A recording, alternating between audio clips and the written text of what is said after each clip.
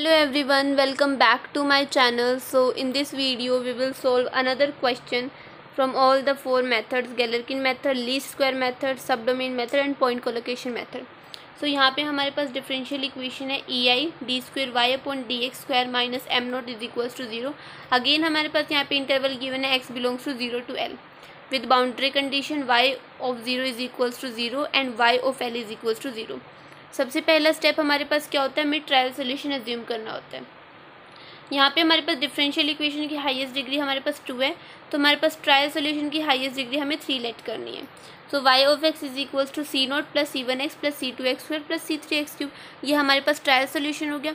अब हमें इस पर बाउंड्री कंडीशन अप्लाई करनी है जो कि हमारा स्टेप 2 है. बाउंड्री कंडीशन सबसे पहले हमारी y of 0 is equals to 0. जब हम यहाँ पे x को 0 पुट करेंगे तब हमारे पास और y ऑफ x हमारा पास 0 हो जाएगा, तो हमें क्या मिल जाएगा, सी नोट हमारा 0 हो जाएगा. अब हम सेकंड बाउंड्री कंडीशन अप्लाई करेंगे. सेकंड बाउंड्री कंडीशन है y of l is equals to 0 means y is equals to 0 at l is equals to 0, x is equals to l. Sorry. अब हम यहाँ पे जब x को l पुट करेंगे like c1l c2l square plus c3l cube, C naught हमारा 0 है तो y ऑफ x हमारा 0 हो जाएगा. जैसे यहाँ पे 0 is equal to c1l plus c2l square plus c3l cube. यहाँ से हम l कॉमन लेके दोनों साइड से हम l को कट कर सकते, तो हमारे पास c1 की वैल्यू आ जाएगी ये c1 is equal to minus of c2l plus c3l square.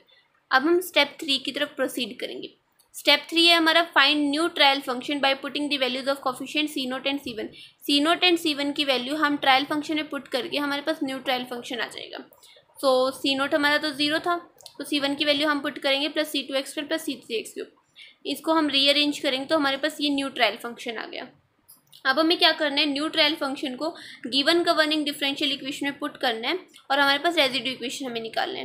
तो सबसे पहले हमारे पास न्यू ट्रायल फंक्शन था. सबसे पहले हम इसको डिफरेंशिएट करेंगे बिकॉज हमारी हमारी गवर्निंग डिफरेंशियल इक्वेशन है उसके अंदर है ei D square Y upon D X square. तो मीन्स हमें इसका सेकंड डेरिवेटिव चाहिए. तो सबसे पहला डेरिवेटिव हमारे पास इसका ही आ गया, फिर हम इसका सेकंड डेरिवेटिव करेंगे. सेकंड डेरिवेटिव आ गया हमारे पास इसका 2c2 प्लस 6xc3. अब हम इस डबल डेरिवेटिव को डिफरेंशियल इक्वेशन में पुट करके हम रेजिड्यू इक्वेशन निकालेंगे. तो रेजिड्यू इक्वेशन आ गई हमारे पास ei 2c2 plus 6xc3 minus M not is equal to R D. ये हमारे पास रेजिड्यू इक्वेशन आ गई. ये 4 स्टेप तो चारों मेथड में हमारे पास कॉमन थे. अब हमें प्रोसीड करना है. सबसे पहले हम गैलरकिन मेथड से सॉल्व करेंगे इसको. सो गैलरकिन मेथड के अंदर हमारे पास वेट फंक्शन हम क्या लेते हैं, coefficient of C I's in new trial function. ये हमारे पास न्यू ट्रायल फंक्शन था. इसके अंदर जो सी आई सी कोफिशिएंट है वो हमारे वेट फंक्शन होंगे. जैसे कि यहाँ पे w1 हो जाएगा हमारा x square minus l x और w2 हो जाएगा हमारा x cube minus l square x. ये हम क्या करेंगे, w1 into R D is equals to 0 integrate करेंगे in the domain 0 to l because हमें यहाँ पे x की लिमिट दे रखी है 0 to l. सिमिलरली हम second equation w2 into R D integrate करेंगे हम 0 to l. हमारे पास ये दोनों इक्वेशन आ गए. हम इन दोनों इक्वेशन को सॉल्व करेंगे. ये हमारे पास फाइनल इक्वेशंस आ जाएंगे जब हम w1 को आर डी के साथ मल्टीप्लाई करेंगे. अब हम क्या करेंगे, उसको इंटीग्रेट करेंगे और लिमिट पुट करेंगे. ये हमारे पास इक्वेशन आ जाएगी जब हम उसको इंटीग्रेट करेंगे. अब हम इसकी लिमिट पुट करेंगे 0 to l. सिमिलरली ये हमारे पास की सेकंड इक्वेशन आ जाएगी. So after putting the limit we get this and our final equation is equation A and equation B. तो हमारे पास फाइनल इक्वेशन आ जाएगी equation A and equation B. अब हम इन दोनों इक्वेशन को सॉल्व करेंगे. अब देखिए टर्म फर्स्ट और टर्म 3 में l की डिग्री बिल्कुल सेम है 3. So means here c3 is equals to 0. आप डायरेक्ट c3 को 0 पुट करके c2 की वैल्यू निकाल सकते हैं. सो इस क्वेश्चन में हमारे पास c2 की वैल्यू आ जाएगी m नॉट अपॉन 2 ei और c3 हमारे पास 0 हो जाएगा. तो हमारे पास एग्जैक्ट सोल्यूशन क्या हो जाएगा डिफरेंशियल इक्वेशन का, this is our exact solution of the differential equation with the help of the Galerkin method. अब हम लीस्ट स्क्वायर मेथड अप्लाई करेंगे. सो लीस्ट स्क्वायर मेथड के अंदर जो हमारे पास वेट फंक्शंस होते हैं वो होते हैं हमारे coefficients of C I's in residue equation. ये हमारी रेजिड्यू इक्वेशन थी जो हमें स्टेप 4 में हमने ऑब्टेन की थी. तो इसके अंदर सी आई सी कोफिशिएंट लाइक c2 का कोफिशिएंट है 2 ei एंड c3 का कोफिशिएंट है हमारा 6xei. So means w1 is equals to 2 ei and w2 is equals to 6xei. अब हमारे पास इक्वेशन आएगी 0 to l wi r dx dx. First weight function into residue equation is equals to 0. Second weight function into residue equation is equals to 0.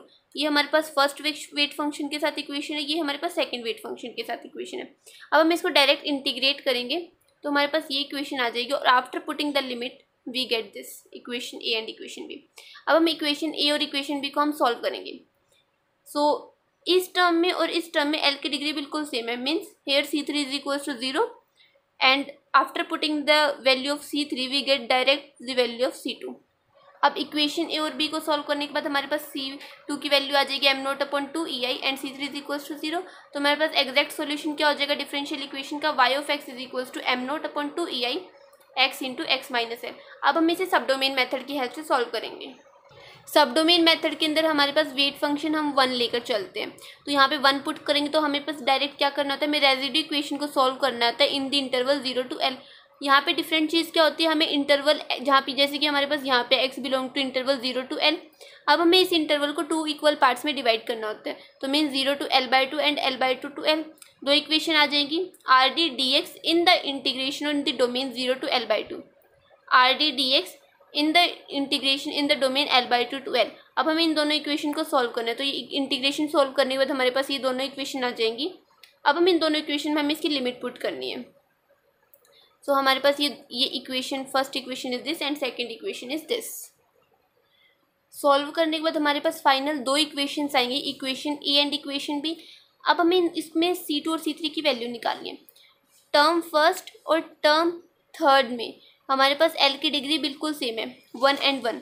So here C3 is equal to 0। तो C2 की value आ जाएगी हमारे पास m0/2ei and C3 is equal to 0। तो हमारे पास exact solution क्या हो जाएगा गिवन डिफरेंशियल इक्वेशन का, y of x is equal to m0/2ei x into X minus L. ये इसका एग्जैक्ट सॉल्यूशन है with the help of the sub domain method. अब हम इसको पॉइंट कोलोकेशन मेथड से हेल्प से सॉल्व करेंगे। सो पॉइंट कोलोकेशन मेथड के अंदर हमें क्या करना होता है, इसमें हमें कोई इंटीग्रेशन नहीं करना होता है, हमें डायरेक्ट जैसे कि यहाँ पे इंटरवल था हमारा x belong to 0 to l, हमें इस इंटरवल को 2 इक्वल पार्ट्स में डिवाइड करना होता है, सॉरी 2 अनइक्वल पार्ट्स में डिवाइड करना होता है। लाइक हमारे पास फर्स्ट पार्ट है l/3 एंड सेकंड पार्ट है 2l/3। हमें डायरेक्ट l/3 को रेजिड्यू इक्वेशन में पुट करके एक इक्वेशन बनानी होती है एंड 2l/3 को रेजिड्यू इक्वेशन में पुट करके सेकंड इक्वेशन बनानी होती है। सो इन दोनों इक्वेशन को सॉल्व करने के बाद हमारे पास फाइनली दो इक्वेशन आएंगे, equation A and equation B.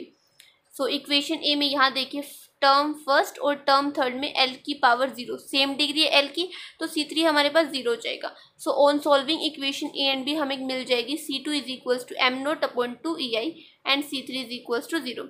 अब हम C2 और C3 को न्यू ट्रायल फंक्शन में पुट करके एग्जैक्ट सॉल्यूशन निकाल सकते हैं।